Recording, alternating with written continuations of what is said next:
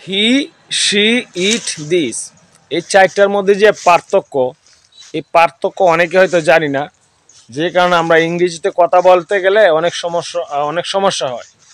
So আজকে আমি কথা বলবো যে হি, শি, ইট, দিস, এই চারটা যে আপনার ওয়ার্ড আছে, এগুলার মানে কি এবং এগুলার ব্যবহার কিভাবে করতে হবে। সো আমি বলবো যে হি হচ্ছে সে, কিন্তু এটা হচ্ছে পুরুষকে বোঝায়।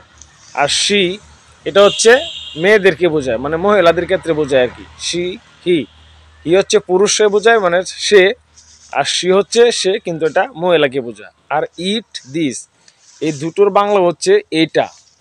তো এইভাবে আপনি যখন প্রত্যেকটা জিনিসের মানে বুঝবেন, তখন কিন্তু আপনার বাক্য তৈরি করতে অনেক সহজ হবে, অনেক ইজি হবে। তো হি মানে সে, সি মানে সি মানে সে, ঠিক আছে, কিন্তু এটা স্ত্রী মহিলাদেরকে বোঝায়। আর হি মানে যে সে, এটা হচ্ছে আপনার পুরুষদেরকে বোঝায়। আর দিস, দিস, দিস আর হচ্ছে ইট, এই দুটোর মানে হচ্ছে এটা।